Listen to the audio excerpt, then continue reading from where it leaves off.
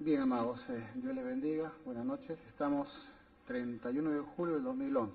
Bien, en esta noche vamos a hablar sobre el esfuerzo, cómo esforzar, qué dice la palabra de Dios en cuanto al esfuerzo. Y para esto vamos a tomar varios textos de la palabra del Señor. Ya la mayoría de ustedes lo conocen, así que solamente voy a hacer un pequeño redondeo, vamos a merodear por ahí por la palabra y desde la palabra entender de qué manera Dios demanda en nosotros uno, dos, tres, o es un esfuerzo permanente. Cuando el Señor le dio la palabra a través de Moisés al pueblo, los comentaristas de la época, los jajamí, los sabios, estamos hablando de la época de Moisés, su entorno, su cultura, ellos decían de que la palabra de Dios fue dada a través del fuego, del agua y del desierto.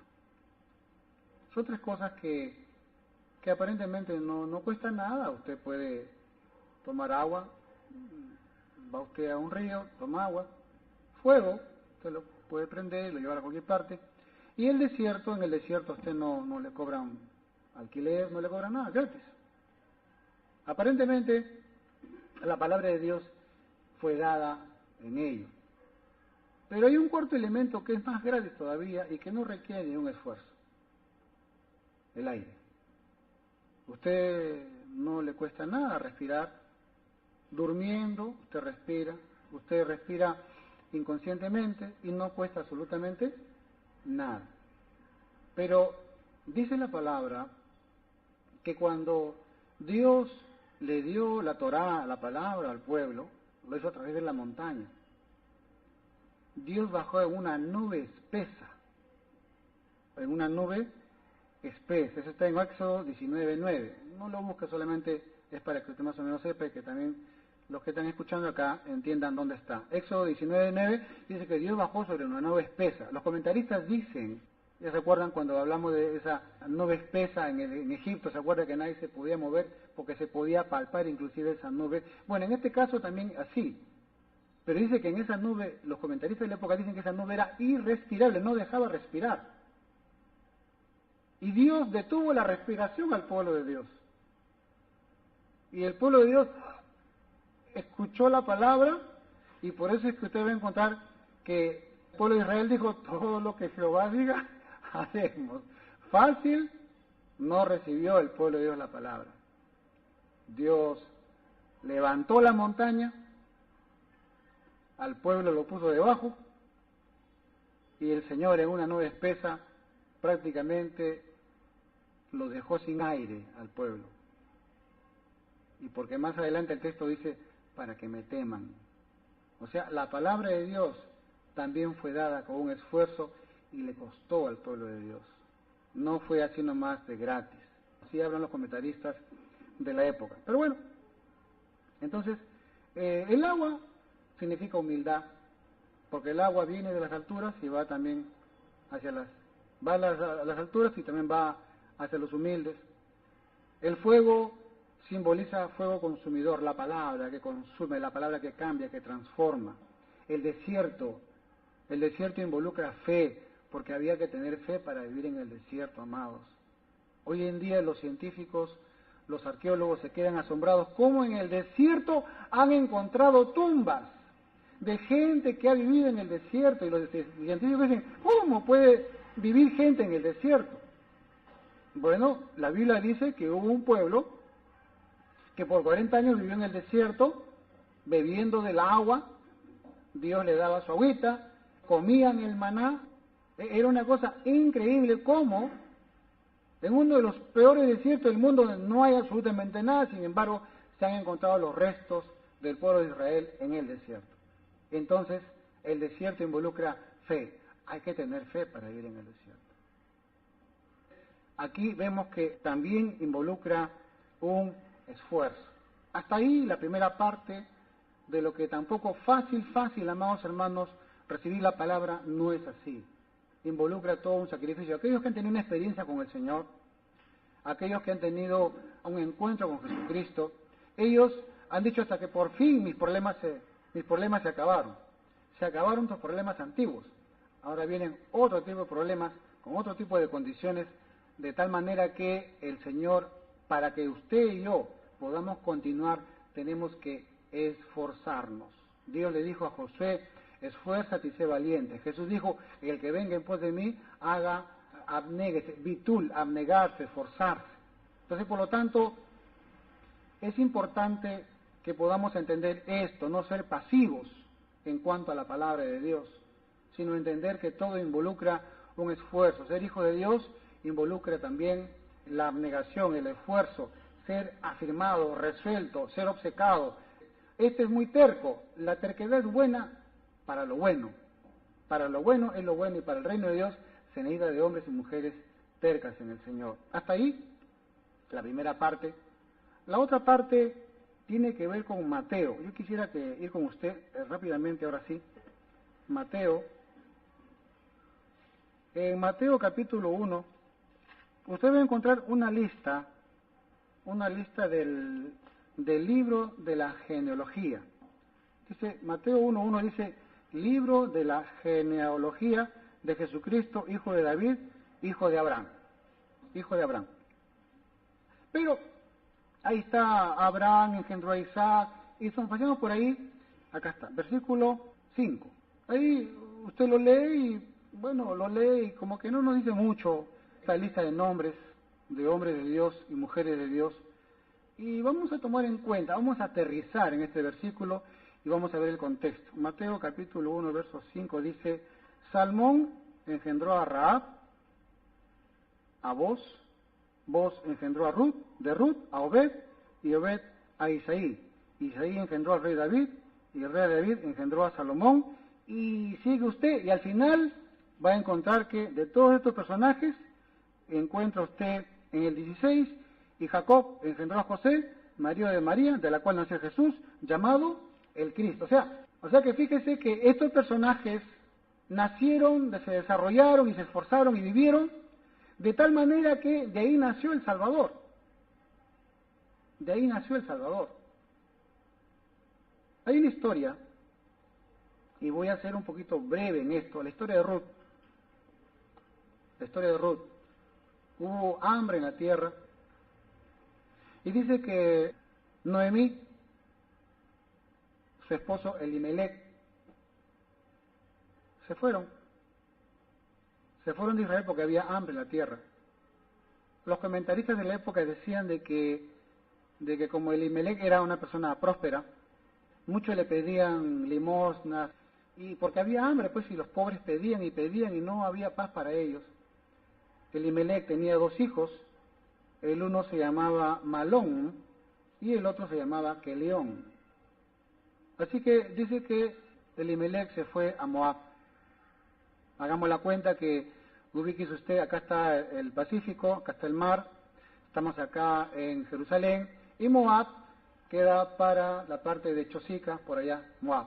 Moab, si usted ve el mapa, se va a encontrar que Moab queda por el mar Muerto, lo que es Irán hoy día. Hasta ahí se fueron. Y dice que Elimelec, esposo de Noemí, se murió en Moab. Y luego también murieron sus 2 hijos. Y al final Noemí quedó viuda y las 2 nueras viudas. Y encima, sin hijos. Vino hambre en Moab. Entonces, la palabra cuenta que Noemí dice que se enteró que el favor de Dios regresó a Israel. Entonces, Noemí dijo, estoy en un país extraño, evidentemente sabemos que las leyes de esa época no daban ventaja a las viudas. La viuda simplemente se moría, y si el esposo alguien no lo reemplazaba, el hermano, simplemente la viuda se quedaba sin nada. Y estas 3 viudas se quedaron sin nada. Pero estas 2 chicas, estas 2 eran pues gentiles. Prácticamente los hijos, en vez de casarse con judías, se casaron con gentiles. Entonces, en esa parte pecaron contra Dios. Y ahora, la Biblia habla mucho sobre los nombres, y los nombres tienen que ver mucho con el significado. Uno de los hijos se llamaba Malón. ¿Sabe qué significa Malón? Enfermizo.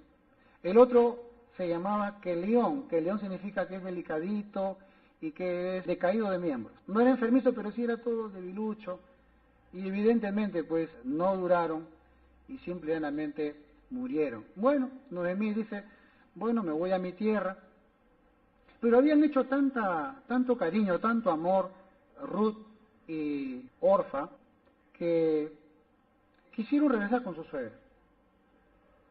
Y aquí viene el quid del asunto. Ruth y Orfa, moabitas, gentiles, paganas, ellas eran hijas del rey, no eran cualquieritas, eran princesas. Pero se habían impactado tanto con el pueblo de Dios, ellas habían gozado en parte lo que significa vivir dentro de los cánones de la palabra de Dios. Evidentemente que la cultura de Dios es totalmente diferente a la cultura pagana, totalmente diferente. Los valores que se mantienen en el reino de Dios son totalmente diferentes a los valores en el mundo. Se impactaron de tal manera que lo primero que quisieron las dos era irse con Noemí. No nos quedamos en Moab. Vemos el valor de tu pueblo, vemos el valor de tu fe, vemos el valor de la ley de Dios y queremos a ese Dios. Así que Noemí hace los planes y estando ya caminando para entrar al desierto, Noemí se voltea y le dice a las chicas, váyanse a su pueblo. Ustedes no, ¿para qué les voy a afligir más? Más o menos ellas tenían más o menos de 40 años. Noemí más o menos tenía 80, 90 y era imposible que Noemí... Y Noemí por tercera vez le dice a las chicas no. Y dice que Orfa, cuando avanza, entra al desierto, se acerca a donde Noemí y le da un beso. Y llorando se despide y Orfa se regresa a Moab. En cambio Ruth, en vez de darle un beso, la Torá, la palabra dice que ella se abraza, se aferra donde Noemí, no me voy, yo me quedo contigo.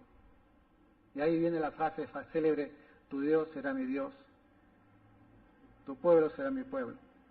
Donde tú mueras, yo quiero morir. Donde a ti te entierren, quiero que me entierren. O sea, quiero tu cultura, anhelo tu cultura. Y Orfa dice que caminó 40 pasos nada más. 40 pasos. Y dijo, no, esto no es conmigo, se regresó.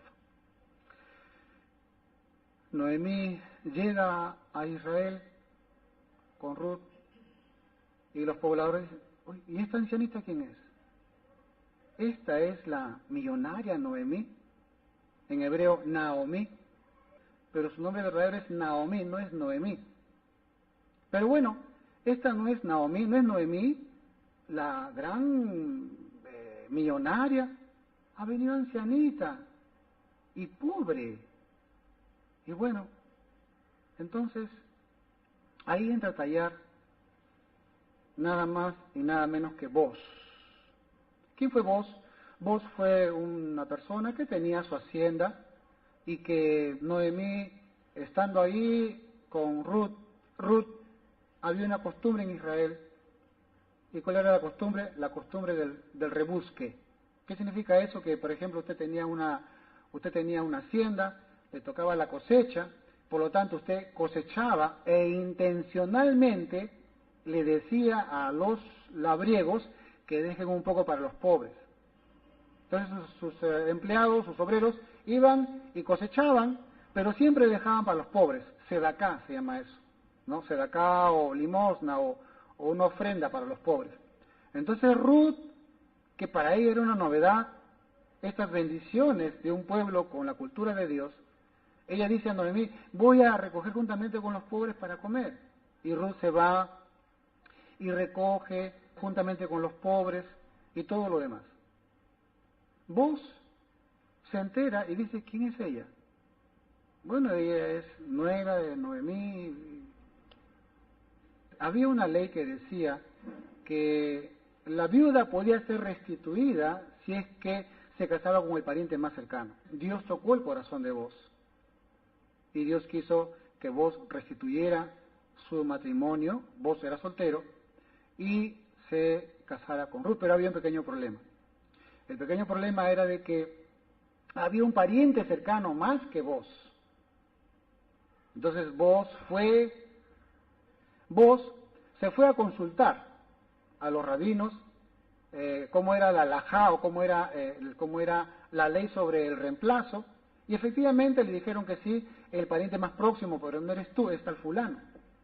Entonces, después de consultar con los sabios, inmediatamente Boaz se va a buscarlo al pariente más cercano y le dice, mira, hay este problema, no sé si tú quieres restituirla a Ruth.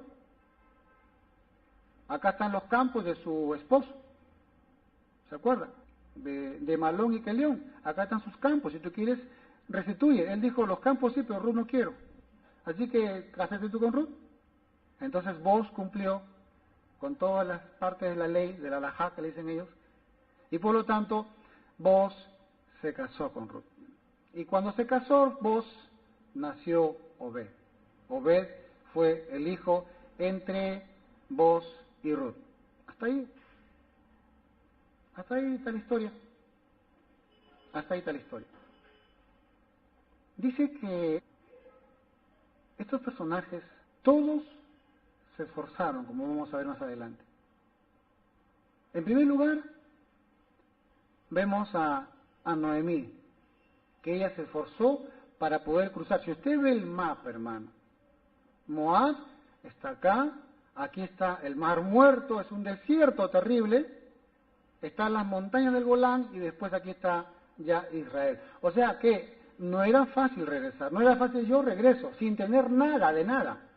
Ellas regresaron caminando y lo peor, tenían que entrar a un desierto. Era imposible, amados hermanos, salir vivo del desierto. Y eran mujeres, o sea, no tenían esa habilidad de los hombres de los beduinos, de los ismaelitas. Y sin embargo, Ruth, Noemí y Orfa se esforzaron. Pero Orfa se esforzó solamente 40 pasos y después regresó. Noemí y Ruth avanzaron, se esforzaron. Luego, una vez que estaban ahí, Ruth no se quedó con las manos ahí atadas, sino que se esforzó y fue, ¿a qué? A recoger comida, juntamente con los pobres, siendo princesas.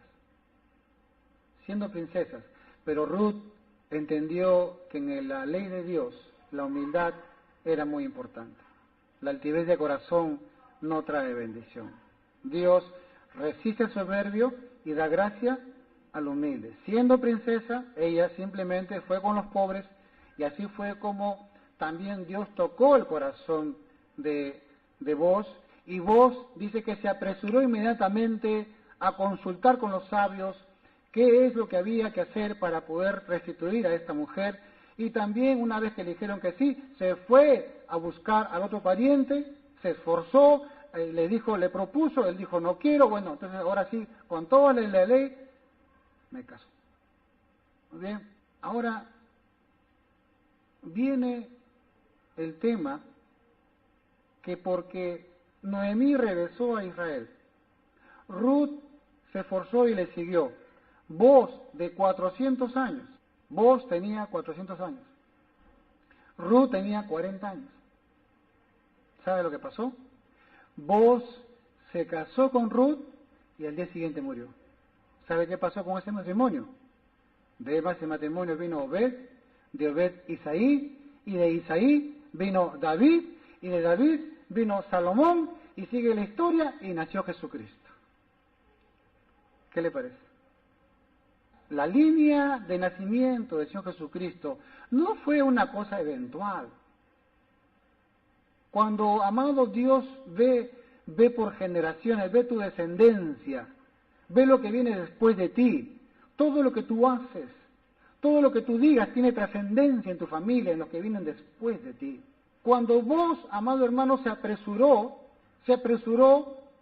imagínese que vos hubiera dicho, bueno, ya me dieron la pro para casarme, bueno, me caso en 1 año, me caso en 30 días, en 3 años. No, él no sabía que se iba a morir al día siguiente. Y él en obediencia a Dios, bueno, me dieron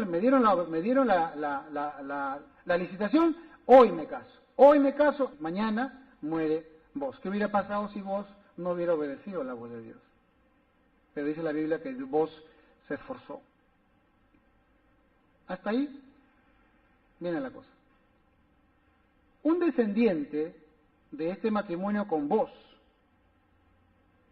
y Ruth fue nada más y nada menos que el rey David. Y también vamos a detenernos en el rey David. La Biblia dice que David estaba ahí en los campos, en las montañas, estaba con su quenita, era el cantor de Israel, él componía los salmos, gran parte de los salmos lo compuso él. Fue a visitar a sus hermanos y estaban en batalla, y un Goliat estaba blasfemando el nombre de Dios. Y David se entera y dice, ¿y este incircunciso quién es para que venga a insultar a los ejércitos del Dios Altísimo? Se fue donde Saúl y le dice, rey Saúl, si tú me permites, yo voy a luchar con él. Saúl le dice, tú eres un muchacho, ¿qué vas a poder? No puedes. Rey Saúl, permítame contarle una historia. ¿Cuál es? Yo estaba allá en las montañas, vino el león, me enfrenté al león y me esforcé para poder defender mis ovejas. Tomé mis manos en las fauces del león y en ese rato le pedí a Dios, Señor, sé tú conmigo. Y Dios me dio fuerzas, no mías, sino de Dios. Le abrí la boca del león y lo maté. Luego, en otro momento se apareció el oso. De la misma manera me enfrenté al oso. Le agarré su boca, le pedí al Señor fuerzas, Él me la dio, yo me esforcé, le quebré la boca al oso y así fue. Saúl, ¿sabes qué? Dios está conmigo. El Señor está conmigo. Y Saúl dijo, ni un soldado ha dicho esto. A ver, por favor, pónganle las armaduras y que vaya a enfrentarse con Goliat, a ver si Dios está con él, ¿no? Y todos sabemos, ya ustedes lo leen, que David le pusieron las armaduras y no podía ni moverse. No podía ni moverse porque eran muy pesadas las armaduras. Así que, ¿qué hizo David? Se quitó las armaduras, agarró ¿cuántas piedras? 5 piedras, su ondita y listo. Y se presentó ahí donde Goliat. Goliat lo mira y le dice, oye, ¿tú has venido a matar perros? ¿O a qué? Por favor. Saúl, ¿no tienes acá a alguien que pueda defender a Israel? Me traes a este muchacho. David le dice, mira, Goliat, tú has venido a blasfemar el nombre del Dios Altísimo. Tú no sabes con quién te has metido. Yo te voy a matar. Te voy a cortar la cabeza. Todo tu cuerpo lo voy a cortar en 1000 pedazos y voy a ir a distribuirlo a toda tu tierra. A tu tierra te voy a mandar, pero en pedazos. Había un pequeño problema. ¿Sabe qué? Que su bolsita que tenía 5 piedras tenía un huequito. Y dice que se le cayeron 4 piedras. Me quedaba una. Goliat, amado hermano, dice, los comentaristas de la época dicen, de que cuando Goliat se puso frente a David, dice que la sombra de Goliat lo tapaba a David, o sea que era un edificio frente a David, imagínense. Goliat estaba totalmente tapado con una armadura, y que solamente tenía acá una pequeña abertura para los ojos, nada más. Pero dice la palabra que David dijo, ahora te voy a matar, Goliat. Y cuando metió su mano al bolso, digo, yo tengo 5 oportunidades para matarte, 5 piedras. Pero cuando agarró y sacó una nada más. O sea, tengo una sola oportunidad. O sea que si de esta no me libra Dios, aquí, ese era un hombre de fe y ese era un hombre que se esforzaba. Agarró y empezó no sé si te has visto cómo tienen las ondas, inmediatamente en el nombre del Señor, Señor, dirige esta piedra. Y la tiró. Y la piedra dice que avanzó con toda la fuerza y estando a medio camino, hacemos pausa. Hacemos pausa, porque todos ya están ya, que se muere Goliat, hacemos una pausa. Es muy importante la pausa porque en el séptimo cielo se establece una conversación con Dios y sus ángeles. Y los ángeles le dicen, Señor, abajo hay un siervo tuyo que ha enfrentado a Goliat, que el enemigo lo mandó. Y está pidiendo una sedaká. Está pidiendo un brajón. O sea, está pidiendo un favor, está pidiendo un milagro, está pidiendo algo grande. Entonces, ¿sabe lo que dice Dios? Dios dice, ¿qué méritos tiene David? ¿Qué ha hecho David para merecerse una brajot, una sedaká, un favor, una misericordia, un milagro de Dios? Sus antecesores, sus ascendientes, o sea, sus antepasados, ¿qué han hecho para mí? Inmediatamente van a los libros, allá tienen internet, tienen todo. Y David, su abuelita fue Ruth, y fue una moabita, y fue una mujer pagana que prefirió estar con el pueblo de Dios. Muy bien, buen antecesor. Y su abuelito fue Boz, que se apresuró para poder hacer alajá con la chica, o sea, para poder restituir, y Boz se apresuró y se casó, y al día siguiente murió. O sea, Boz obedeció la voz tuya, Señor, se esforzó. Noemí, su bisabuelita de David, dice que salió de Moab y se fue a Israel, cruzó el desierto, pero llegó a la tierra a estar contigo, a estar en el templo. También se esforzó. Y empezaron a hacer una lista de cosas. Y dijeron, sus ascendientes, sus antepasados cumplieron, se esforzaron. Por lo tanto, no solamente sus descendientes, no sus ascendientes, sino que también David se esforzó con el oso y el león. Entonces le dijeron arriba en los cielos, aprobado. La sedaká, brajot, la bendición que pide es aprobado. Entonces se quita la pausa, play, y viene la piedra, y justo, dicen los comentaristas de la época, que el visor de Goliat estaba cerrado. Dice que un ángel lo abrió y ¡pam! En medio de los ojos, y se cayó Goliat, murió, David le cortó la cabeza, le cortó todas sus partes y de ahí lo esparció. El esfuerzo, amados, el esfuerzo. Dios nunca te va a pedir lo que tú le pides si es que primero tú no haces tu esfuerzo. Noemí caminó. Noemí se humilló. Ruth renunció a su pasado pagano para adquirir una nueva cultura, la cultura de Dios. Vos, ya siendo abuelito, él dijo, habiendo estado soltero toda su vida, dijo, voy a restituir a esta mujer. Porque también vos era paisano, era familiar de Elimelech, el que fue esposo de Noemí, y me voy a casar con Ruth. Cumplió su labor, vos se murió al día siguiente.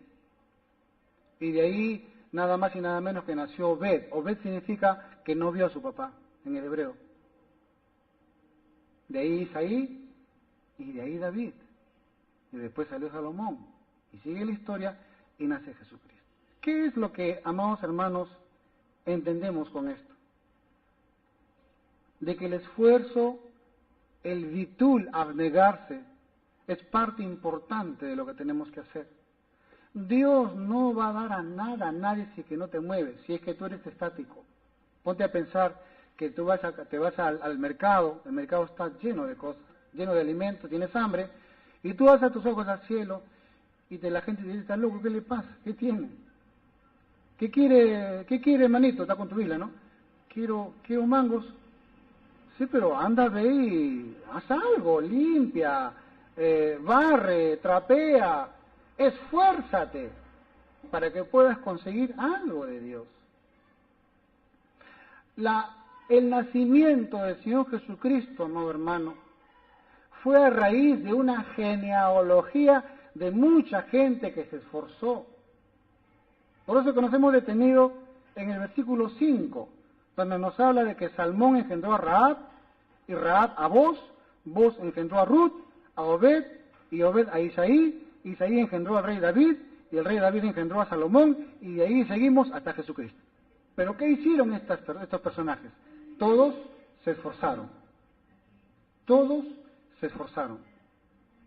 Entonces, en esta vida, amado hermano, Dios nos ha dado la virtud del esfuerzo.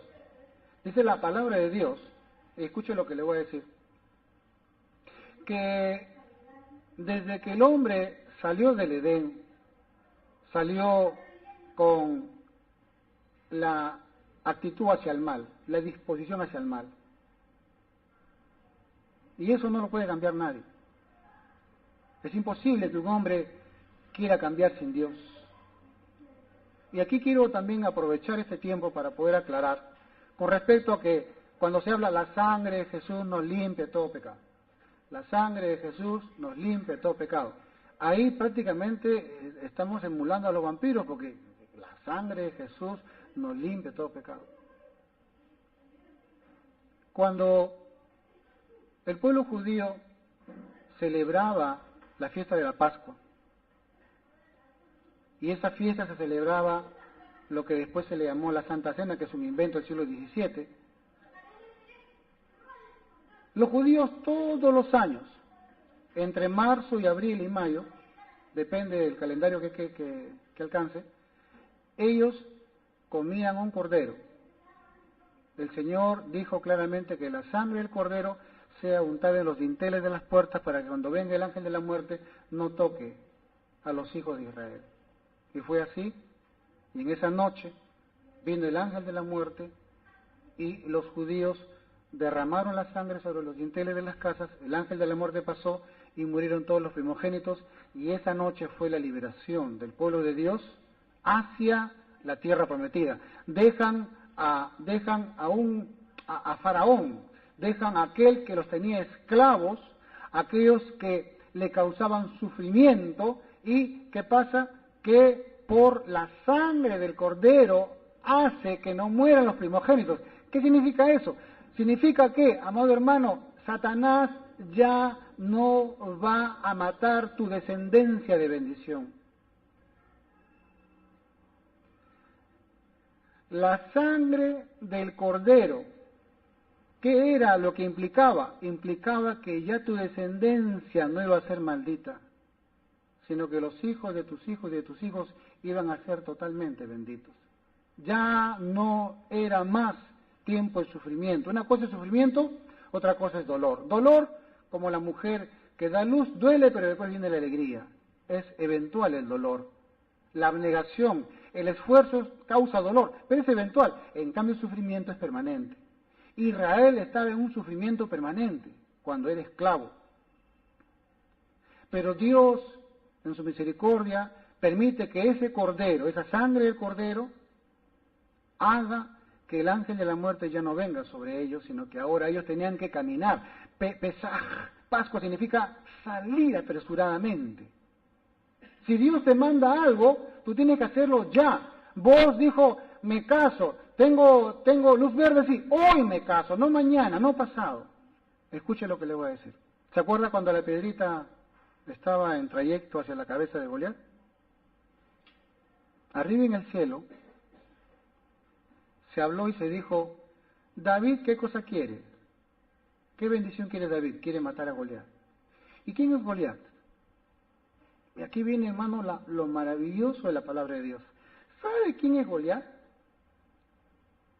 Goliat era nada más y nada menos que descendiente de Orfa, la hermana de Ruth. ¿Se acuerda? Eran dos viudas, dos nueras, Ruth y Orfa. Y Goliat era descendiente de Orfa. En otras palabras, hermanos, se estaba enfrentando David y Goliat. ¿Sabe que en otras palabras que eran primos? Y aquí viene la cosa. En el cielo dijeron, ahí tienes tú al descendiente de Ruth y al descendiente de Orfa. Muy bien, ¿qué hizo Ruth? Se agarró de Noemí, se agarró de la hija de Dios. ¿Y qué hizo Orfa? Le dio un beso y se fue. Abandonó. Entonces no tiene bendición, porque Orfa significa nuca, melena, o sea que te da la espalda. Es increíble, increíble cómo los nombres involucran y denotan lo que son la persona. Ruth, ¿sabe qué significa? segunda oportunidad. Ruth significa de nuevo, otra vez, o sea, insistir, insistir, insistir. Y arriba en el cielo dijeron, bueno, ahí tienes tú a 2 personas que sus ascendientes hicieron algo. Escuche lo que le voy a decir. Goliat salió por 40 días a ofender al pueblo de Dios y a ofender a Dios. Blasfemaba el nombre de Dios. ¿Y sabe por qué Dios le perdonó los 40 días? Porque su abuelita Orfa caminó 40 pasos en el desierto, hacia Israel. Y de ahí fue donde le dio el beso y se regresó. Solamente le permitieron a Goliat 40 días que blasfeme por su abuelita, que hizo siquiera algo hizo, caminó, pero después se arrepintió y regresó. Pero vino acá ya la orden de Dios, y dice la palabra que David en fe, no solamente tenía fe, no solamente levantaba los brazos, sino que él agarró la onda y empezó a luchar. Y no tenía 5 oportunidades, una sola oportunidad.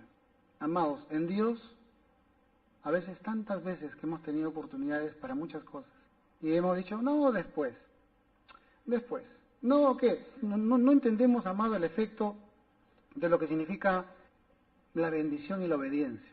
La obediencia implica sacrificio, esfuerzo. Gratis no la vamos a llevar. La religión, y en eso voy a juntar a todo el mundo a la religión te dice que tú no hagas nada, que Dios lo va a hacer todo. Que tú solamente te pongas estático y que tú, inclusive la religión te dice que ayunes, que ores, que no te muevas, que no muevas ni un músculo, que solamente los músculos de tus lágrimas sean la que empiecen a fluir, pero tú no hagas nada. Pero acá la Biblia me dice que estos hombres y mujeres se movieron. Acá la Biblia me dice que estos hombres y mujeres dieron el primer paso. Acá me dice la palabra de Dios que David fue con 5 piedras. David fue y se enfrentó. No importa que le cueste la vida, pero él no podía permitir que blasfemen el nombre de Dios, y menos un incircunciso, como Goliat. Miriam, o María, la hermana de Moisés, dice que cuando entraron a la tierra prometida, dice que ella sacó su pandero y empezó a danzar, de alegría, porque se había cumplido salir de Egipto. Fue una danza, fue una alegría. Todos se maravillaban y decían, ¿de dónde sacó el pandero? Si pandero solamente es cuando hay fiesta, alegría. Y en Egipto, todo era tristeza, todo era tristeza, todo era tristeza. ¿De dónde sacó el pandero María? Pues miren, otra vez los comentaristas de la época dicen que María, la hermana de Moisés, dice que ya tenía el pandero y lo tenía guardado. ¿Sabe lo que decía ella? Va a llegar el día en que vamos a ser libres y este pandero va a servir para la alegría. O sea, por más que tú sufras y sufras y sufras, o estés encadenado a algo, va a llegar el día en que va a haber tu liberación. Pero tienes que prepararte para eso. Y María tenía ya su pandero. Póngase usted a pensar, una mujer que padecía sufrimiento en Egipto, todo era dolor, todo era tristeza, noticias tristes, noticias tristes, noticias tristes. Mucha gente murió, mucha gente sufrió en Egipto, el pueblo de Israel.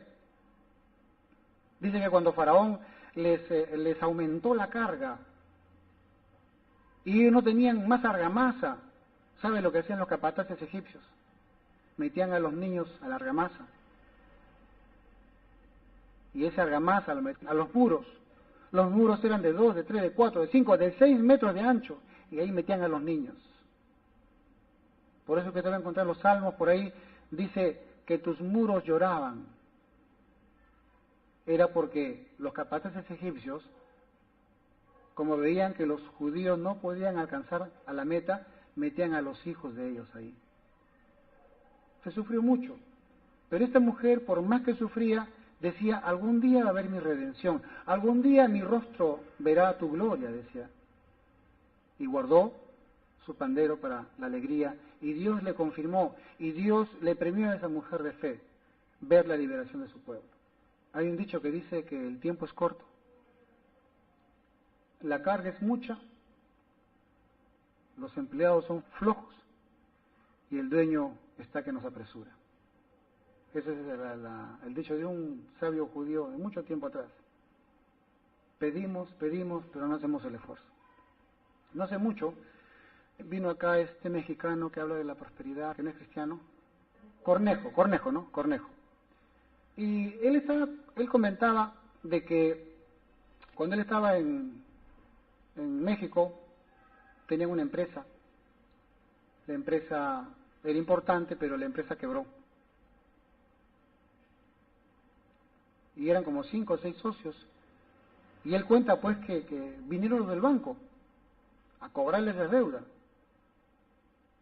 Y también eran tan importantes esta empresa que el banco les dijo, miren, si ustedes quiebran, quebramos nosotros. Así que mejor lo que vamos a hacer es, le vamos a prestar dinero, vamos a inyectarle dinero, vamos a reflotar la empresa. Tienen ustedes un año para sacar adelante, y si en ese año ustedes no reflotan la empresa, todos se van a la cárcel. Se inyectó dinero en la empresa, los socios como nunca trabajaron, y al siguiente año se hicieron millonarios. ¿Qué es lo que se necesitaba? Muchas veces, amados, nos esforzamos cuando vienen los problemas, Y este Cornejo también cuenta otra historia, que ellos cuando eran jóvenes, vivían en el campo, dice que al costado del campo había un frutal, había bastantes frutas. Entre amigos, hoy vamos a comer frutas, sí, iban a robar frutas. Se saltaban por el muro, robaban frutas. El dueño hace tiempo ya lo estaba viendo, y el dueño tenía unos perritos chiquitos, ¿no? Unos chihuahuas. Y dice, claro, que si los chihuahuas no le tienen miedo, se ríen de los chihuahuas, y dice que el dueño trajo Doberman, unos inmensos Doberman. Ahora van a ver lo que es bueno. Y para subir al muro, cada uno se ayudaban unos a otros para subir. Tiran de nuevo al frutal, el dueño suelta a los perros, a los Doberman, y cuando ellos empezaron a ver a los Doberman que venían, y miraron esos dientes grandotes, dice que ellos empezaron a correr, y ¿qué? Ayúdame, cada uno saltó el muro, y llegó al otro sitio. Y él saca una máxima, ¿no? Saca una máxima que dice, de acuerdo al perro es el salto. De acuerdo al perro es el salto. O sea, si usted quiere que se lo diga muy amablemente, depende de quién te muerde para que tú te esfuerces. Y muchas veces, amado hermano, nos olvidamos de este gran beneficio que tenemos. ¿Cuál es? El esfuerzo que Dios nos da. Dice la Biblia que nos va a dar fortaleza de donde no tenemos. Pablo todavía habla mucho más. Hablábamos de la sangre del Cordero que nos da la liberación. Cuando Jesús dijo, yo soy el Cordero de Dios que quita el pecado del mundo, el judío entendía perfectamente lo que Jesús quiere decir. El judío decía, nosotros que hace 3000 años recibimos la Torá, estamos hablando del año 1, y que año a año nos esforzamos guardando la ley celosamente en forma natural, que a veces lo hacemos por obligación porque es parte de nuestra cultura, y que sufrimos cuando somos adolescentes, jóvenes, adultos, y cuando llegamos a los 50, 60 para arriba, ahí recién entendemos, pero tenemos 60 años de sufrimiento guardando la palabra porque no es fácil. Comiendo comida kosher, comida limpia, guardando el Shabbat y haciendo un montón de cosas. Y aún a pesar de guardar la palabra, guardar la Torah, no tenemos paz en el corazón porque nos cuesta. Y que cada año vamos y celebramos y comemos el cordero, y que en vez de la sangre tomamos el vino, y eso es muy importante. Tengo la tentación de irme a explicar lo que es el vino, pero mejor nos retraemos a lo que estamos hablando. Y que celebramos la liberación. Sí, somos diferentes del mundo, pero ¿qué hacemos? Tenemos que hasta a veces fingir que cumplimos, porque nos cuesta, no es fácil. Ahora vienes tú y nos dices que tú eres el Cordero de Dios que quita el pecado del mundo. O sea, esa carga que hemos tenido por tantos siglos que nos dio Moisés, y que eso sirvió para poder llegar a ti. Tú eres el Mesías, el Redentor. Que para que tú haber nacido, Le costó a tus antepasados, a Ruth, a Noemí, a vos, a Obed, a David, a Salomón y a todos ellos. ¿Cuánto le costó para que tú nazcas? Y encima a ti te cuesta todavía ir a la cruz y morir por nosotros. Y tenemos, amado hermano, una tradición de hombres y mujeres que les ha costado un esfuerzo llegar a ser lo que son. Pregunta, usted, que recibe a Jesús como su Señor y Salvador y su Señor, y que Él empieza a que usted tenga paz y descanso, teniendo una estirpe de hombres y mujeres de fe, ¿usted cree que se le va a llevar fácil sin hacer ningún esfuerzo? No nos engañemos, amado. La religión quizás te engañe. La religión quizás te diga, no hagas nada, tú ten fe que todo va a venir solito. Eso no es así, eso la palabra no me dice a mí eso. En ninguna parte de la Biblia encuentro que se echaron a dormir y que las cosas le vinieron solas. No es así. Desgraciadamente, amado, y tengo que decirlo porque esto va a internet, en el mundo evangélico hay mucha estática espiritual. Muchos hombres y mujeres que oran, que ayunan, pero que no hacen nada. Hombres y mujeres santos, con tremendos ministerios, pero sin embargo no luchan por su santidad, no pelean por ser santos como Dios es santo. El Jesucristo que está dentro, el Cordero de Dios que quita el pecado del mundo, la sangre de Jesús que me limpia todo pecado, no es una cuestión de lavativa, no es una cuestión de lavar con la sangre de Jesús, no. La sangre de Jesús es la vida de Jesús, porque la vida está en la sangre. O sea que cuando usted escucha esa frase que dice, la sangre de Jesús me limpia todo pecado, está diciendo que Jesús entra a su corazón y está trabajando adentro para redarguirle de pecado, exhortarle de pecado y guiarlo hacia la santidad. Sacarlo de la ignorancia para que usted tenga una vivencia, para que usted tenga una realidad viva de fe con su Dios, con mi Dios. No es una cuestión estática, donde para que tú obedezcas a Dios, tienes que renunciar a un montón de cosas. Tienes que renunciar a un montón de apegos, tienes que renunciar a un montón de cosas que el mundo antiguo te clavó, que el diablo te mordió y te quedó secuela, pero que en Cristo Jesús, Él te libera. Pero tú tienes que dar el primer paso. Tú tienes que dar el primer paso. Pero pastor, leo la Biblia, yo oro, hoy día la frase es, hay que orar, hermanos, pero pastor, yo oro, ¿y cuándo usted ora? Cuando oraré con los alimentos, ¿y cree que eso es orar? Hoy en día está de moda que ya, con que oró por los alimentos hay mucho. Y yo acá quiero aprovechar también, amados hermanos, porque muchas veces la oración, amado, yo le pregunto a usted, ¿Dios acaso quiere que usted ore? Dios no necesita la oración de usted. Hagamos la cuenta que usted tiene un celular. Y usted puede, mire este celular con estas características, cocina, plancha, lava, y mira que toma foto, que está bien, pero lo tienes apagado. Y yo quiero que usted me entienda lo que quiero decir. Tomamos a la oración como el objetivo final, cuando el objetivo final no es la oración, sino es tu interés y mi interés de comunicarme con Dios. Dios dice en la Biblia que por todo medio nos habla. Por todo tipo de medio nos habla. La Biblia dice que Dios, habiendo hablado en otros tiempos, hoy nos habló a través de su Hijo. Y su Hijo Jesucristo nos habla a través de muchas maneras.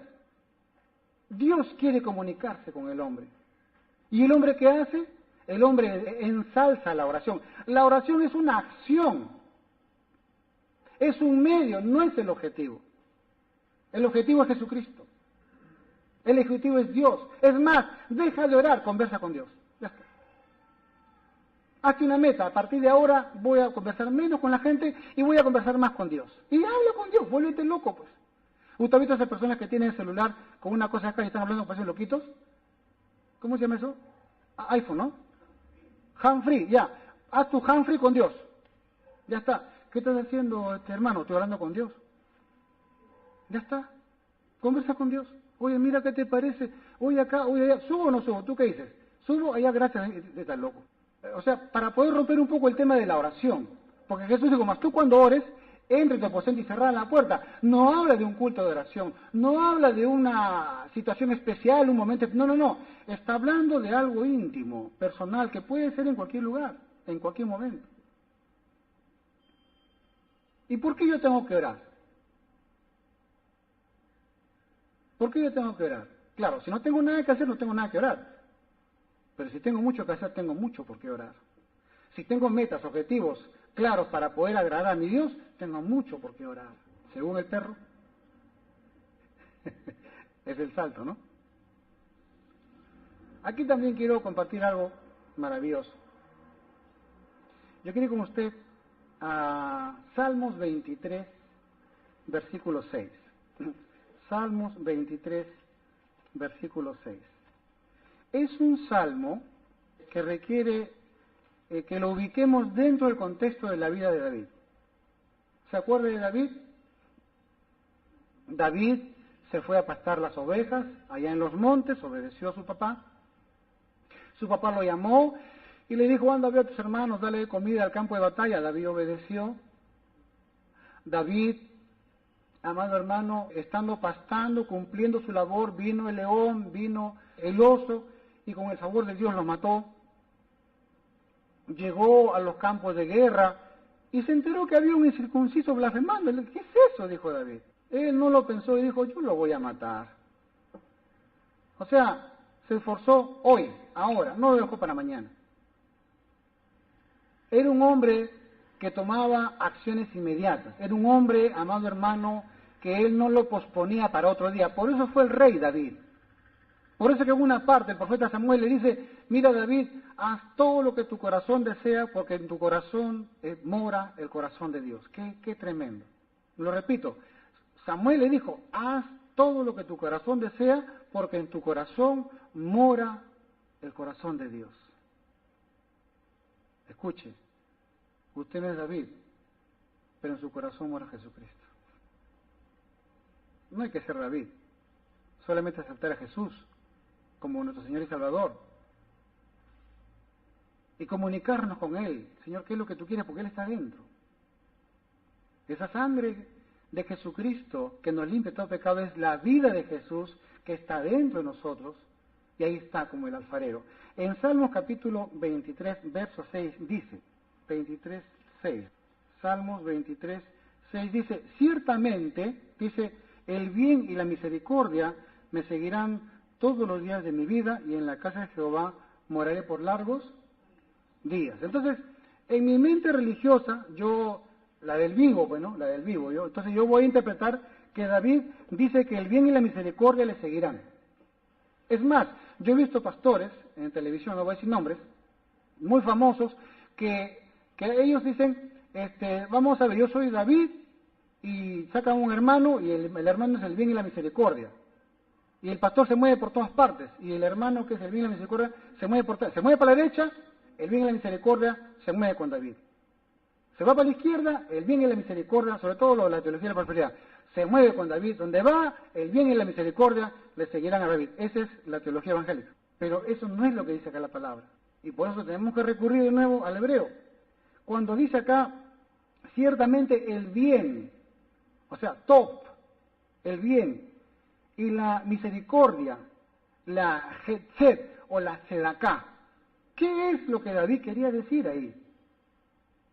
Lo que David quería decir era, ciertamente el hacer el bien, no es que el bien me persiga, no, sino que yo persiga el hacer el bien a los demás. David era un hombre que le hacía favores a todo el mundo. Él deseaba lo mejor de lo mejor para todo el mundo, por eso Dios lo escogió como rey. ¿Por qué?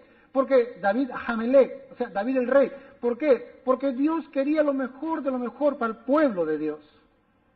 Y David no se cansaba de hacer el bien, top. Y Sedaká, o sea, el favor a los demás. No solamente yo deseo el bien, no solamente hago el bien, sino que también hago favores. Esa es la traducción correcta de este versículo. No era que el bien y la misericordia lo seguían a David. No. Él decía, yo quiero hacer el bien. Yo quiero hacer favores. Apunté acá lo que significa misericordia. Ciertamente el bien y la misericordia me seguirán. O sea, yo voy a hacer favor, me voy a portar derecho, voy a tener benevolencia, voy a ayudar, voy a ser bondadoso, voy a ser altruista, voy a desear lo mejor de lo mejor y voy a ejecutar. Acuérdese que la Biblia no está llena de hombres de fe estática. No, la Biblia está hombres de fe que se mueven, que toman acción. No espere, amado hermano, que le venga, que le caigan mangos del cielo. Eso no es así. No es así.